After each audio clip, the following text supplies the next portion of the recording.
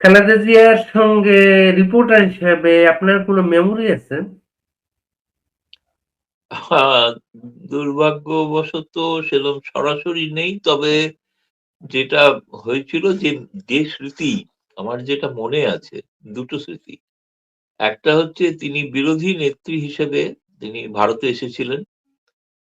সেই সময় তার যে কদিন তিনি ছিলেন তা প্রায় আমি সফরসঙ্গীর মতোই লেগেছিলাম।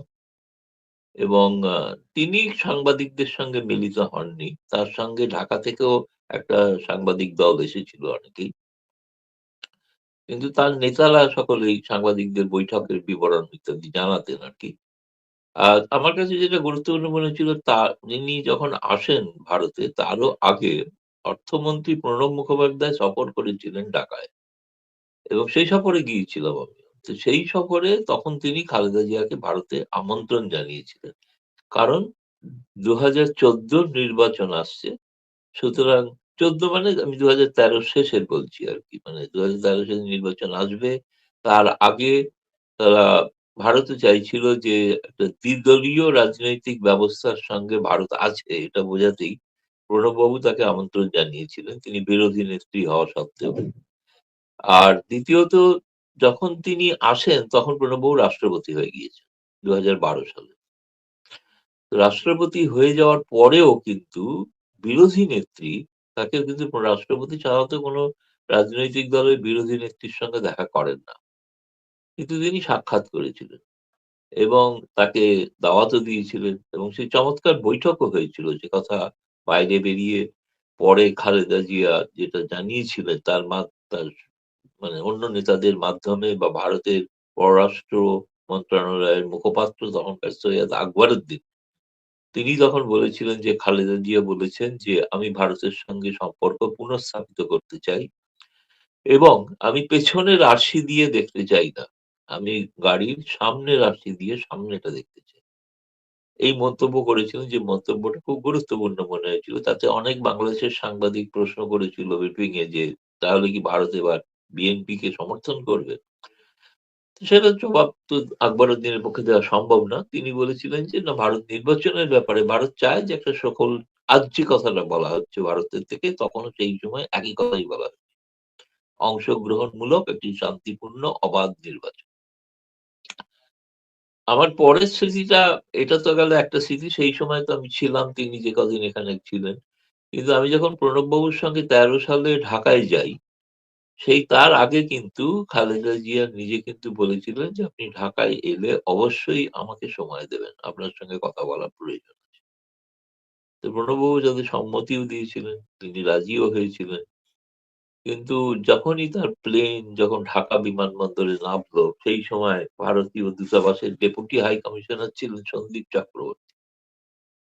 তিনি তখন একটা মেসেজ তখন হাই কমিশনার পঙ্কজ সারনকে বললেন যে তিনি প্রায় ফিসফিস করেই বলছিলেন যে, "এরকম একটা মেসেজ এসছে, খুব গুরুত্বপূর্ণ।"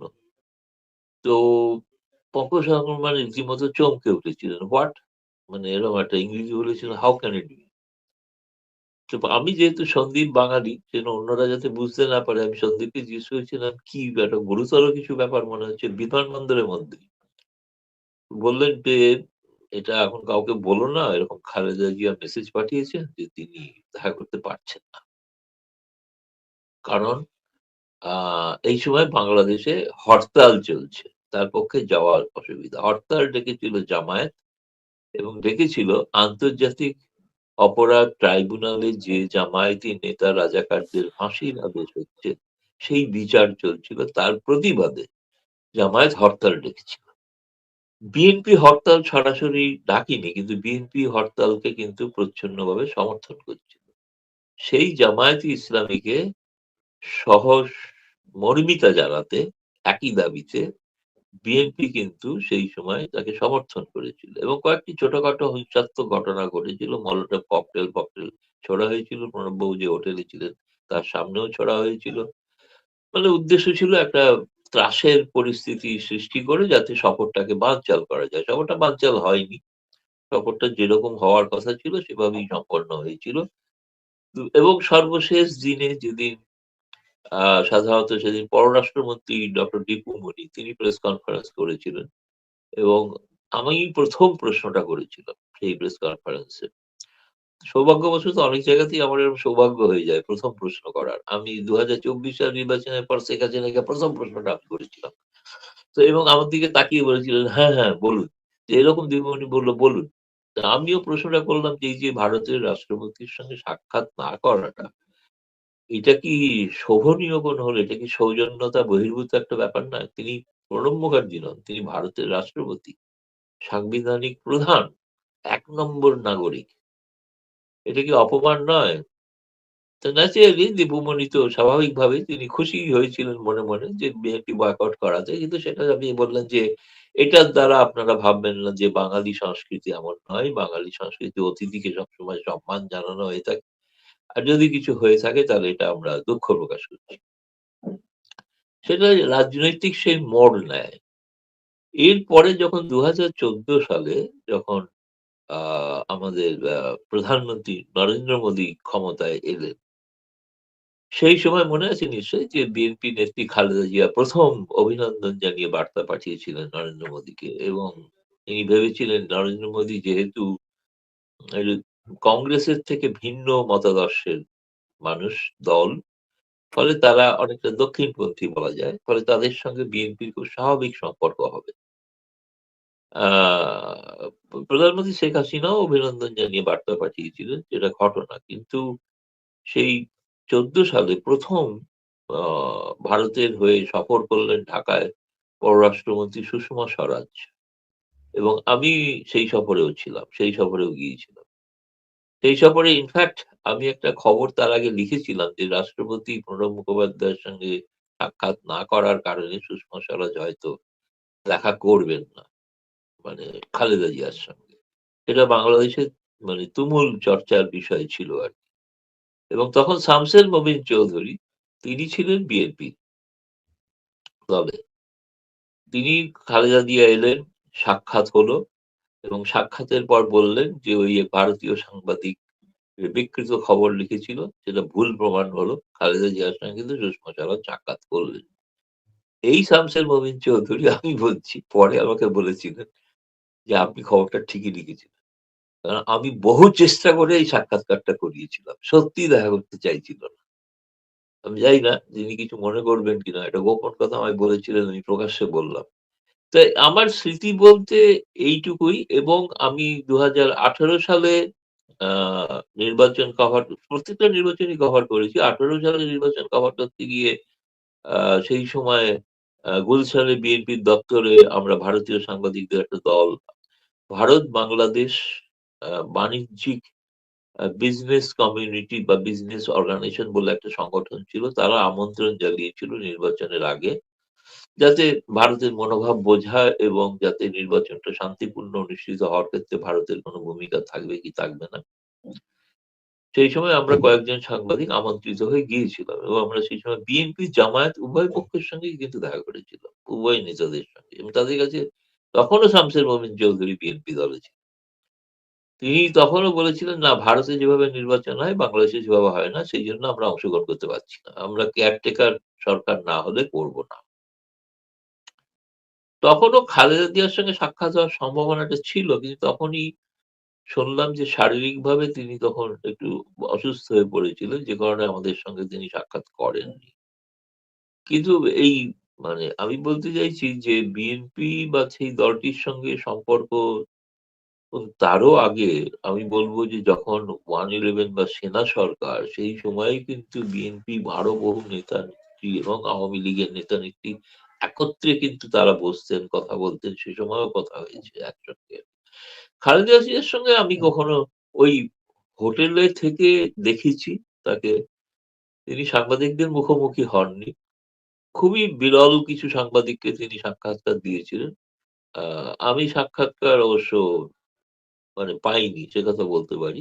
ফলে এইটুকুই আমার স্মৃতি মানে তো একটা বাংলাদেশের খালেদা জিয়ার যে রাজনীতি আ আমার বলতে অন্তত কোন দ্বিধা নেই যেটা ভারতীয় কেউ ভারতীয়রা অনেকেও যেটা মনে করেন যে আওয়ামী লীগ এবং বিএনপির মধ্যে কিন্তু একটা রাজনৈতিক দর্শনের একটা পার্থক্য আছে।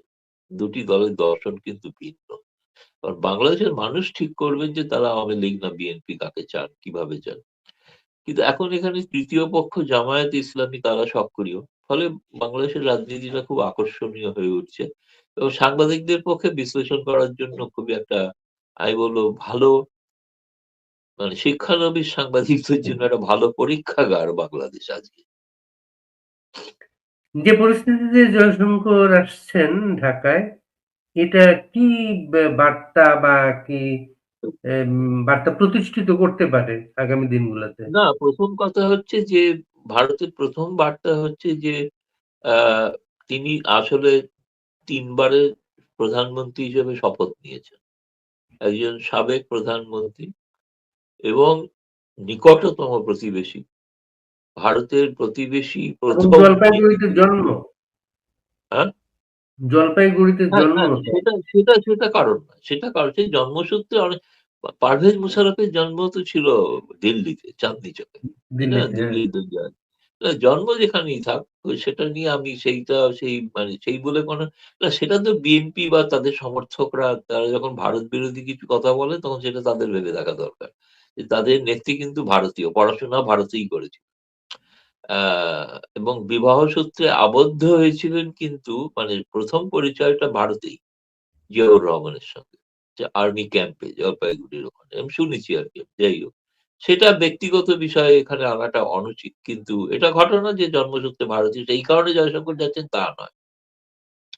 জয়শঙ্কর যাচ্ছেন ভারতের ১ম প্রতিবেশী নীতির ১ম দেশ রাষ্ট্র বাংলাদেশ বরাবরই।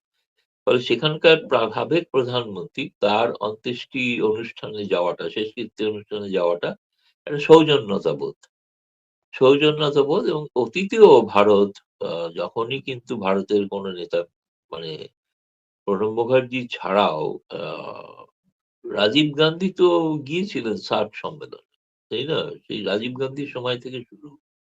ফলে ভারত সবসময় কিন্তু বাংলাদেশের দ্বিদলীয় রাজনীতিতে একটা ভুল ধারণা আছে যে ভারত কেবলমাত্র যাবতীয় ডিম নাকি একটা বাস্কেটেই রেখে দেওয়া হয়। সেটা রেখে দেওয়ার কারণ অন্য ছিল। সেটা ঘটনাটা অন্য। সেই বিশ্লেষণটা করে লাভ নেই। কিন্তু প্রত্যেকবারই ভারত যে চেষ্টা করেছে যে বিরোধী দলের সঙ্গে সম্পর্ক রাখা। তারা যদি সিদ্ধান্ত নেন নির্বাচনে অংশগ্রহণ করবেন না, কিন্তু ভারত তো তাকে ঘাড়ে ধরে জোর করে বাধ্য করাতে পারে না। কিন্তু ১৮ সালে করেছিলেন। সেটা ঘটনা। ১৮ সালের আগে বিএনপি নেতৃবৃন্দ ভারতে এসেছিলেন। তারা কথা বলে গিয়েছিলেন। আজ যারা এখানে আছেন ৩ জনের নাম তো আপনারা জানো তুমি হয়তো। আব্দুল আউল মিন্টো, আমির খসরু এবং হুমায়ুন কবির। যিনি তারেক রহমানের আন্তর্জাতিক সম্পাদক ছিলেন। এখন ঢাকাতে যিনি বোধহয় যুগ্ম সম্পাদক নামে একটা কোনো পদে আসীন হয়েছেন। তাদের সঙ্গে তো আমার দিল্লিতে খুবই ভালো কথাবার্তা হয়েছিল, আলাপ হয়েছিল। খুবই ভালো। এমনকি আমি ১৮ সালের নির্বাচনে গিয়ে আমি আব্দুল আউল মিন্টুর বাড়িতেও গিয়েছিলাম। চমৎকার দাওয়াত দিয়েছিলেন। অসাধারণ আমাদের আতিথেয়তা জানিয়েছিলেন। সে বিষয়ে সেটাও ভুলব না কখনো। আর তার বাড়ির যে মানে দাওয়াত, যে খাওয়া সেটা তো বলার আজও লেগে আছে মুখে। এত ভালো খাবার খাইয়েছিলেন। যাই হোক সেগুলো তো অন্য বিষয়। কিন্তু রাজনৈতিক বিষয় যেটা সেটা হচ্ছে যে আমি যতটুকু শুনেছি জয়শঙ্কর ওখানে পৌঁছাবেন, পৌঁছে সোজা তিনি ওই জানাজা বা সেই প্রার্থনায় সেখানে তিনি উপস্থিত হবেন এবং শ্রদ্ধা জানাবেন ভারতবাসীর পক্ষ থেকে এবং সেই শ্রদ্ধা জানিয়ে আমি এটা কিন্তু মানে খেয়াল করা দরকার যে বিবৃতিটা দেওয়া হয়েছে পররাষ্ট্র মন্ত্রণালয় থেকে তাতে জয়শঙ্কর যাবেন শুধু এটুকু বলা হয়। তিনি শেষকৃত্যে শ্রদ্ধা জানাবেন সমগ্র ১৪০ কোটি ভারতবাসীকে। ফলে সেই শ্রদ্ধা জানানোটা তিনি জানিয়ে তিনি ফিরে আসবেন। ওখানে চাক্ষুষ হয়তো সাক্ষাৎ হলে মানে সামান্য কিছু সৌজন্যমূলক কথা হতে পারে। কিন্তু যেটাকে বলা হয় দ্বিপাক্ষিক কাঠামোগত বৈঠক, এরকম কোনো হওয়ার কথা মানে তার কর্মসূচিতে নেই। ফলে এটা নিছকই সৌজন্যতাবোধ এবং সৌজন্যতা দেখানো একজন ৩ বারের ১ম বাঙালি প্রধানমন্ত্রী আ সেই হিসেবে তাকে শ্রদ্ধা জানানোটা একটা কর্তব্য বলেই ভারত সরকার এরকম সিদ্ধান্ত নিয়েছেন। আর এটা যদি উল্টোটা হতো, যদি না যেতেন, যদি ভারত থেকে কেউ না যেত, ভালো আর কোন জুনিয়র মিনিস্টার যেত, তাহলে তার কিন্তু ব্যাখ্যা অত্যন্ত নেতিবাচক হতো। এটার বার্তা একটাই যে ভারত বাংলাদেশের জন্য খোলা মনে চলতে চায়। সেটা বাংলাদেশের মানুষ যাকে ঠিক করবেন তাকেই করবেন, তাকেই নির্বাচনে জয়ী করে লাভ করাবেন। এবং ভারত চায় অংশগ্রহণমূলক নির্বাচন, সেই নীতি থেকে কোনো ভারত মানে সরে আসছে না। ভারত বলছে না যে আচ্ছা আওয়ামী লীগ ছাড়া নির্বাচন হোক, এ কথাটা ভারত বলছে না। ভারত চাইছে আওয়ামী লীগ সহ নির্বাচন হোক, যেমন 14, 18, 24-এ বলেছিল বিএনপি সহ নির্বাচন হোক, কিংবা অন্য দলের। আমাদের তো পররাষ্ট্র সচিব সুজাতা সিং সফর করেছিলেন, তার বিরুদ্ধে অভিযোগ করা হয় যে তিনি কেন জাতীয় পার্টিকে রাজি করালেন এরশাদের পার্টিতে নির্বাচনে অংশগ্রহণ করাতে। আর নির্বাচনে অংশগ্রহণ করাটা তো গণতান্ত্রিক প্রক্রিয়া। কোন দেশ কি বলা উচিত নির্বাচন বয়কট করুন? এরকম কোন আওয়াজ কি কারোর পক্ষে দেওয়া যায়? যে পশ্চিমা দেশগুলো তো বলেনি বয়কট করুন। তারা তো মন্তব্য করতে হয় পারে। তারা যে ইনক্লুসিভ নির্বাচন চেয়েছিল, অন্যরকম কেয়ারটেকার এর মাধ্যমে নির্বাচন চেয়েছিলেন, সেটা অন্য জিনিস। কিন্তু যেটা মানে ভারত তো অভ্যস্ত নয় কেয়ারটেকার সিস্টেমে নির্বাচনে। ফলে ভারত সেইজন্য ভারত এই ব্যাপারে কোনো মত দিতে চায়নি। সংসদীয় গণতন্ত্রের পক্ষে নির্বাচন হবে, নির্বাচিত সরকার